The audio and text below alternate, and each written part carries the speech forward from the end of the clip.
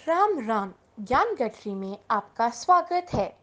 अनमोल भजनों और रोचक जानकारी का आनंद लेने के लिए हमारे चैनल को लाइक, शेयर एंड सब्सक्राइब करें। धन्यवाद। आपका दिन मंगलमय हो।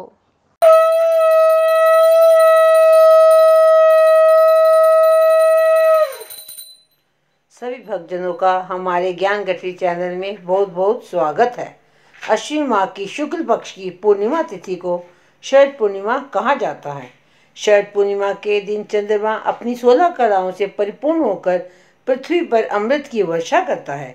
इस बार शरद पूर्णिमा का जो महापर्व है वह 30 अक्टूबर शुक्रवार को है। शरद पूर्णिमा को रात्रि को खीर भी बनाई जाती है। सारी रात उसे चंद्रमा की किरणों के सामने रखने से वह खीर अमृत तुल्य हो जाती है। यदि आप कार्तिक स्नान करने जा रहे हैं और शरद पूर्णिमा का दान पुण्य या सत्यनारायण जी का व्रत रखने जा रहे हैं, वह आपको 31 अक्टूबर को ही रखना चाहिए। अब मैं आपको सत्यनारायण जी की कथा सुनाने जा रही हूँ, जिसे इस दिन जरूर सुनना चाहिए। जो बहनें व्रत नहीं रख सकती वह कथा सुनकर भी अनेकानेक पुण्यों की प्राप्ति कर सकती हैं। बोलो सत्यनारायण भगवान की जय। भजमन नारायण नारायण नारायण, श्रीमन नारायण नारायण नारायण। बोलो सत्यनारायण भगवान की जय। एक समय नैमिषारण्य तीर्थ में शौनकादि 88,000 ऋषियों ने श्री सूत जी से पूछा, हे प्रभु, इस कलयुग में वेद विद्या रहित मनुष्यों को प्रभु भक्ति किस प्रकार मिलेगी तथा उनका उद्धार कैसे होगा? इसलिए हे मुनि, ऐसा कोई तप कहिए जिससे थोड़े समय में पुण्य प्राप्त होवे तथा मनवांछित फल मिले। वह कथा सुनने की हमारी इच्छा है। सर्वशास्त्र ज्ञाता जी श्री सूत जी बोले, हे वैष्णव में पूज्य, आप सबने प्राणियों के हित की बात पूछी है। अब मैं इस शेष व्रत को आप लोगों से कहूँगा, जिस व्रत को नारद जी ने लक्ष्मी नारायण से पूछा था और लक्ष्मीपति ने मुनिश्रेष्ठ नारायण से कहा था। सो ध्यान से सुनो। एक समय योगी राज नारद जी दूसरों के हित की इच्छा से अनेक लोकों में घूमते हुए मृत्युलोक में आ पहुँचे। यहाँ अनेक योनियों में जन्मे हुए प्राय सभी मनुष्यों को अपने कर्मों द्वारा अनेकों दुखों से पीड़ित देखकर सोचा, किस यत्न के करने से निश्चय ही प्राणियों के दुखों का नाश हो सकेगा। ऐसा मन में सोचकर विष्णु लोक को गए। वहाँ श्वेत वर्ण और 4 भुजाओं वाले देवों के ईश नारायण को देखकर, जिनके हाथों में शंख, चक्र, गदा और पद्म थे तथा वरमाला पहने हुए थे, स्तुति करने लगे। हे भगवान, आप अत्यंत शक्ति से संपन्न हैं। मन तथा वाणी भी आपको नहीं पा सकती। आपका आदि मध्य है, अंत नहीं है। निर्गुण स्वरूप सृष्टि के आदि भूत व भक्तों के दुखों को नष्ट करने वाले हो। आपको नमस्कार है, आपको नमस्कार है। नारद जी से इस प्रकार की स्तुति सुनकर विष्णु भगवान बोले, हे मुनिश्रेष्ठ, आपके मन में क्या है? आपका किस काम के लिए आगमन हुआ है? निसंकोच कहो। तब नारद मुनि बोले, मृत्यु लोक में जब मनुष्य जो अनेक योनियों में पैदा हुए अपने अपने कर्मों के द्वारा अनेक प्रकार के दुखों से दुखी हो रहे हैं, हे नाथ, मुझ पर दया रखते हो तो बतलाइए कि उन मनुष्यों के सब दुख थोड़े से ही प्रयत्न से कैसे दूर हो सकते हैं? श्री भगवान जी बोले, हे नारद, मनुष्यों की भलाई के लिए तुमने बहुत अच्छी बात पूछी है। जिस काम के करने से मनुष्य मोह से छूट जाता है वह मैं कहता हूँ, सुनो। बहुत पुण्य देने वाला स्वर्ग तथा मृत्युलोक दोनों में दुर्लभ एक उत्तम व्रत है। आज मैं प्रेमवश होकर तुमसे कहता हूँ। सत्यनारायण का यह व्रत अच्छी तरह विधि पूर्वक करके मनुष्य आयु पर्यंत यहाँ सुख भोग कर मरने पर मोक्ष को प्राप्त होता है। श्री भगवान के वचन सुनकर नारद मुनि बोले कि उस व्रत का फल क्या है, क्या विधान है, किसने यह व्रत किया है तथा किस दिन यह व्रत करना चाहिए? विस्तार से कहिए। भगवान बोले, दुख शोक आदि को दूर करने वाला, धन धान्य को बढ़ाने वाला, सौभाग्य तथा संतान को देने वाला, यह व्रत सब स्थानों पर विजय करने वाला है। भक्ति संतान को देने वाला यह व्रत सब स्थानों पर विजयी करने वाला है। भक्ति और श्रद्धा के साथ किसी भी दिन मनुष्य श्री सत्यनारायण जी की प्रातःकाल के समय ब्राह्मणों और बंधुओं के साथ धर्मप्राण होकर पूजा करे। भक्ति भाव से नैवेद्य, केले का फल, घी, दूध और गेहूं का चूर्ण स्वाया लेवे। गेहूं के अभाव में साठी का चूर्ण, शक्कर तथा गुड़ ले और सब भक्षण योग्य पदार्थ जमा करा के भगवान को अर्पण कर देवे तथा बंधुओं सहित ब्राह्मणों को भोजन करावे। पश्चात स्वयं भोजन करे। नृत्य गीत आदि का आचरण कर सत्यनारायण भगवान का स्मरण करते हुए समय व्यतीत करे।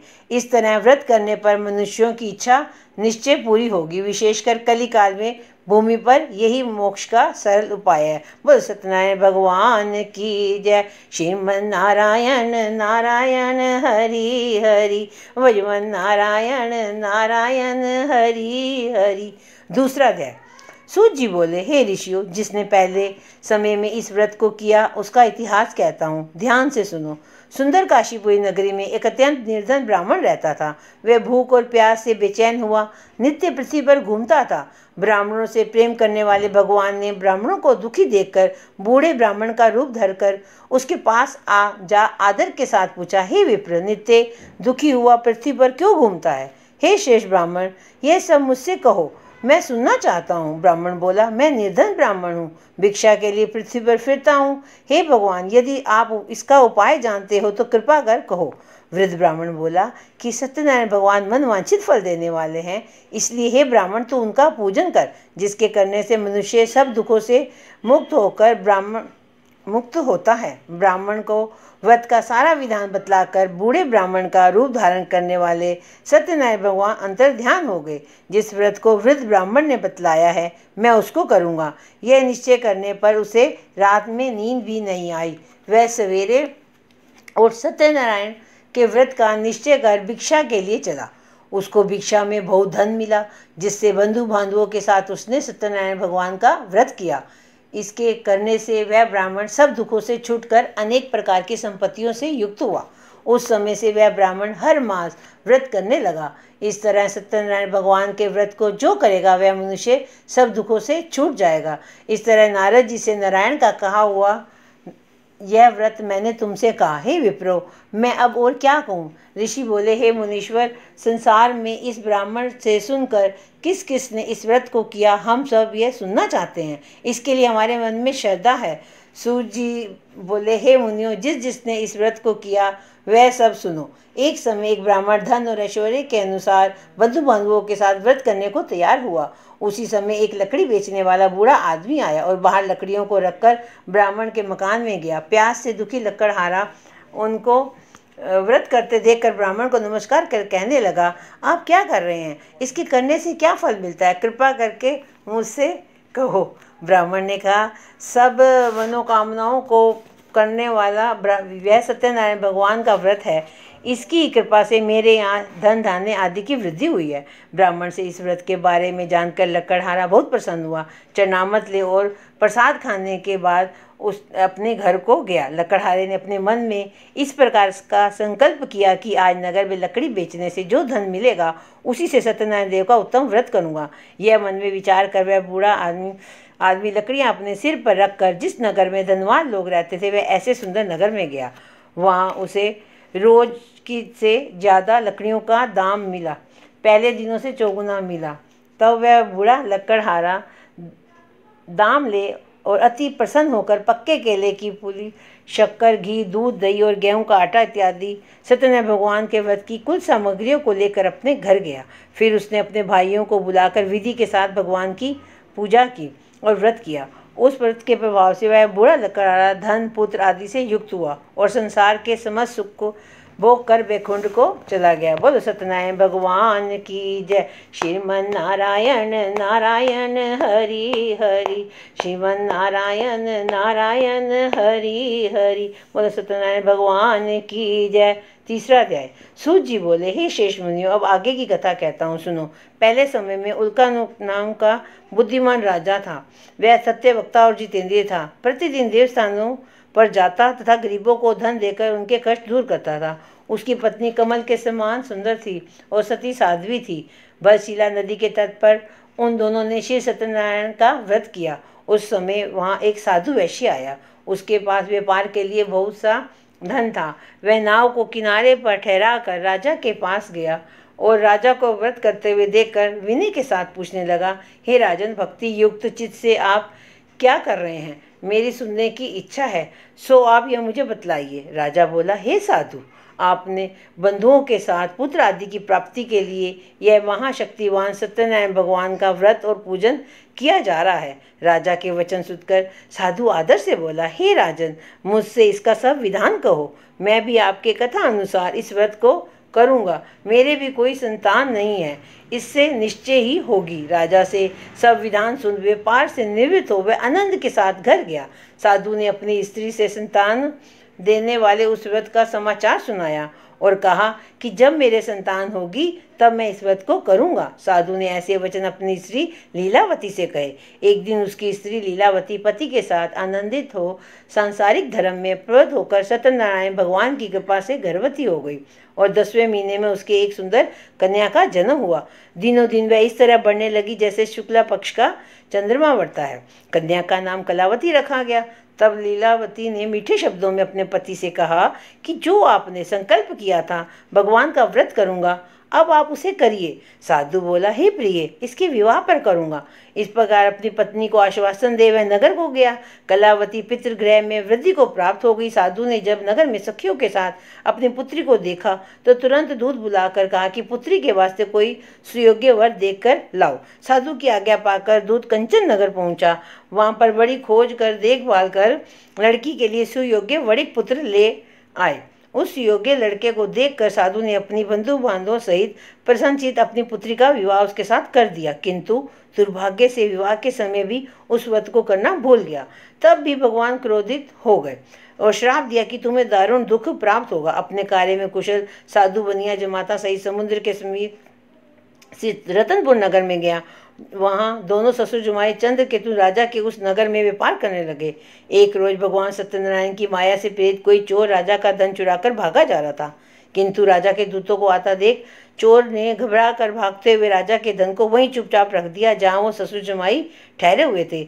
जब दूतों ने उस साधु वेश्यों के पास राजा के धन को रखा देखा तो वे दोनों को बांधकर ले गए और प्रसन्नता से दौड़ते हुए राजा के समीप जाकर बोले, ये 2 चोर हम पकड़कर ले आए हैं, कृपया आज्ञा दें।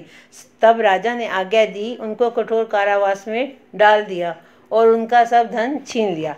सत्यनारायण भगवान के शाप से द्वारा उनकी पत्नी भी घर पर बहुत दुखी हुई और घर पर जो धन रखा था चोर चुरा कर ले गए। शारीरिक व मानसिक पीड़ा तथा भूख प्यास से अति दुखित हो अन्न की चिंता में कलावती एक ब्राह्मण के घर गई। वहाँ उसने सत्यनारायण भगवान का व्रत होते देख फिर कथा सुनी और प्रसाद ग्रहण कर रात को घर आई। माता ने कलावती से कहा, हे पुत्री, अब तक कहाँ थी? वह तेरे मन में क्या है? कलावती बोली, हे माता, एक ब्राह्मण के घर श्री सत्यनारायण भगवान का व्रत देखा है। कन्या के वचन सुनकर लीलावती भगवान के पूजन की तैयारी करने लगी।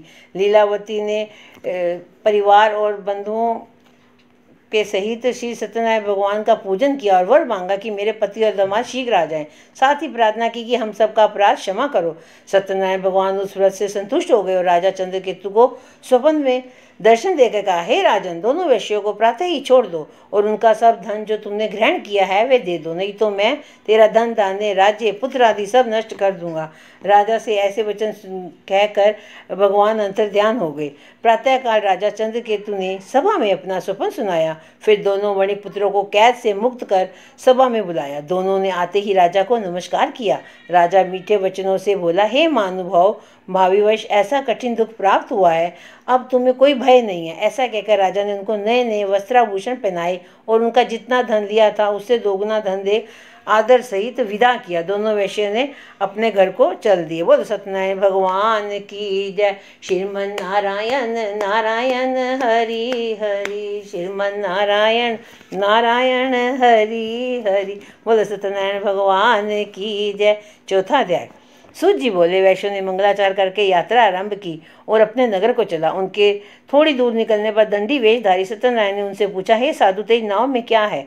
अभिमानी वणिक हंसता हुआ बोला, हे दंडी, आप क्यों पूछते हो? क्या धन लेने की इच्छा है? मेरी नाव में तो बेल और पत्ते भरे हैं। वैश्य का कठोर वचन सुनकर भगवान ने कहा, तुम्हारा वचन सत्य हो दंडी। ऐसा कहकर वहां से दूर चले गए और दूर जाकर समुद्र के किनारे बैठ गए। दंडी के जाने के बाद वैश्य ने नित्य क्रिया करने के बाद नाव को ऊंची उठी देख अचंभा किया और नाव में बेल पत्ते आदि देखकर मूर्छित हो जमीन पर गिर पड़ा। फिर मूर्छा खुलने पर सत्य अत्यंत शोक प्रकट करने लगा। तब उसका दामाद बोला कि आप शोक ना करें, यह दंडी का श्राप है, अतः उनकी शरण में चलना चाहिए, तभी हमारी मनोकामना पूर्ण होगी। दामाद के वचन सुनकर साधु वणिक दंडी के पास पहुंचा और अत्यंत भक्ति भाव से नमस्कार करके बोला, हे भगवान, आपकी माया से मोहित ब्रह्म आदि भी आपके रूप को नहीं जानते हैं, तब मैं अज्ञानी कैसे जान सकता हूँ। आप प्रसन्न होइए, मैं सामर्थ्य के अनुसार आपकी पूजा करूँगा, मेरी रक्षा करो और पहले के समान नौका में धन भर दो। उसके भक्ति युक्त वचन सुनकर भगवान प्रसन्न हो उसकी इच्छा अनुसार वर देकर अंतर्ध्यान हो गए। तब उन्होंने नाव पर आकर देखा कि नाव धन से परिपूर्ण है। फिर वह भगवान सत्यनारायण का पूजन कर साथियों सहित अपने नगर को चला। जब अपने नगर के निकट पहुंचा तब दूत को घर भेजा। दूत ने साधु के घर जा उसकी स्त्री को नमस्कार कर कहा कि साधु अपने दामाद सहित इस नगर के समीप आ गए हैं। ऐसा वचन सुन साधु की स्त्री ने बड़े हर्ष के साथ सत्यदेव का पूजन कर पुत्री से कहा, मैं अपने पति के दर्शन को जाती हूँ, तू कार्य पूर्ण कर शीघ्र आना। माता के ऐसे वचन सुन कलावती प्रसाद छोड़कर पति के पास गई। प्रसाद की अवज्ञा के कारण सत्यदेव ने रुष्ट हो गए और उसके पति को नाव सहित पानी में डुबो दिया। कलावती अपने पति को न देखकर रोती हुई जमीन पर गिर गई। इस तरह नौका को डूबा हुआ कन्या को रोता देख साधु दुखित हो बोला, हे प्रभु, मुझसे क्या मेरे परिवार से कोई भूल हुई है, उसे क्षमा करो। उसके दीन वचन सुनकर सत्यदेव प्रसन्न हो और आकाशवाणी हुई, हे साधु, तेरी कन्या मेरे प्रसाद को छोड़कर आई है, इसलिए इसका पति अदृश्य हुआ है। यदि वह घर जाकर प्रसाद खाकर लौटे तो इसे पति अवश्य मिलेगा। ऐसी आकाशवाणी सुनकर कलावती ने घर पहुंचकर प्रसाद खाया, फिर आकर पति के दर्शन किए। तत्पश्चात साधु ने बांधुओं सहित सत्यदेव का विधि पूर्वक पूजन किया। उस दिन से वह प्रत्येक पूर्णिमा को सत्यनारायण भगवान का पूजन एवं कथा करने लगा। फिर इस लोक का सुख भोकर अंत में स्वर्लोक को चला गया। बोलो सत्यनारायण भगवान की जय। श्रीमन नारायण नारायण हरि हरि, लक्ष्मी नारायण नारायण हरि हरि। बोलो सत्यनारायण भगवान की जय। 5वां अध्याय। सूत जी बोले, हे ऋषियों, मैं और भी कथा कहता हूँ, सुनो। प्रजा पालन में लीन तुगध्वज नाम का एक राजा था। उसने भी भगवान का प्रसाद त्याग कर बहुत दुख पाया। एक समय वन में जाकर वन ने पशुओं को मारकर बढ़ के नीचे आया। वहाँ उसने ग्वालों को भक्ति भाव से बांधों सहित सत्यनारायण का पूजन करते देखा। राजा देखकर भी अभिमानवश वहाँ नहीं गया और ना ही नमस्कार किया, तथा ग्वालों ने भगवान का प्रसाद उसके सामने रखा तो वह प्रसाद को त्याग कर अपनी नगरी को चला। वहीं उसने अपना सब कुछ नष्ट पाया तो वह जान गया कि ये सब भगवान ने किया है। तब वह विश्वास कर ग्वालों के पास गया और विधि पूर्वक पूजन कर प्रसाद खाया तो सत्यदेव की कृपा से पहले जैसा था वैसा ही हो गया। फिर दीर्घ काल तक सुख भोग कर मरने पर स्वर्लोक को गया। जो मनुष्य इस परम दुर्लभ व्रत को करेगा, भगवान की कृपा से उसे धन धान्य की प्राप्ति होगी तथा सब मनोरथ पूर्ण होकर अंत में बैकुंठ धाम को जाता है। जिन्होंने पहले इस व्रत को किया, अब उनके दूसरे जन्म की कथा कहता हूँ। वृद्ध शतानंद ब्राह्मण ने सुदामा का जन्म लेकर मोक्ष को पाया। उल्कामुख नाम का राजा दशरथ होकर बैकुंठ को प्राप्त हुआ। साधु नाम के वैश्य ने मोर ध्वज बनकर अपने पुत्र को आरे से चीर कर मोक्ष को प्राप्त किया। महाराज तुगध्वज ने स्वयंभू होकर भगवान में भक्ति युक्त कर्म कर मोक्ष प्राप्त किया। इति श्री सत्यनारायण व्रत कथा संपूर्ण। बोलिए सत्यनारायण भगवान की जय। अब आरती, सत्यनारायण भगवान जी की आरती। श्रीमन नारायण नारायण हरि हरि। ओम जय लक्ष्मी रमणा स्वामी, जय लक्ष्मी रमणा। सत्यनारायण स्वामी, सत्यनारायण स्वामी, जनपातक हरदा। ओम जय लक्ष्मी रमणा। रतन जड़ित सिंहासन, अद्भुत छवि राधे स्वामी, अद्भुत छवि राधे। नारद करत निरंतन, नारद करत निरंतन, घंटा ध्वनि बाजे। ओम जय लक्ष्मी रमणा। प्रगट भये कलि कारण, द्विज को दर्श दियो स्वामी, द्विज को दर्श दियो। बूढ़ो ब्राह्मण बन कर कंचन मैल कियो। ओम जय लक्ष्मी रमणा। दुर्बल बील करालो, इन पर कृपा करी स्वामी, जन पर कृपा करी। चंद्रचूड़ एक राजा तिनकी विपत्ति हरी। ओम जय लक्ष्मी रमणा। वैश्य मनोरथ पायो शरदा तज दीनी। स्वामी शरदा तज दीनी। सो फल भोग्यो प्रभु जी फिर स्तुति कीजी। ओम जय लक्ष्मी रमणा। भाव भक्ति के कारण छिन छिन रूप धर्यो। स्वामी छिन छिन रूप धर्यो। शरदा धारण कीनी तिनके काज सरयो। ओम जय लक्ष्मी रमणा। ग्वाल बाल संग राजा वन में भगति करी। स्वामी वन में भगति करी। मन वांछित फल दीना दीन दयाल हरि। ओम जय लक्ष्मी रमणा। चढ़त प्रसाद सवायो कदली फल मेवा। स्वामी कदली फल मेवा। धूप दीप तुलसी से राजी सतदेवा। ओम जय लक्ष्मी रमणा। श्री सत्यनारायण जी की आरती जो कई नर गावे। स्वामी प्रेम सहित गावे। कहत शिवानंद स्वामी मनवांचित फल पावे। ओम जय लक्ष्मी रमणा। स्वामी जय लक्ष्मी रमणा। बोलो सत्यनारायण भगवान की जय।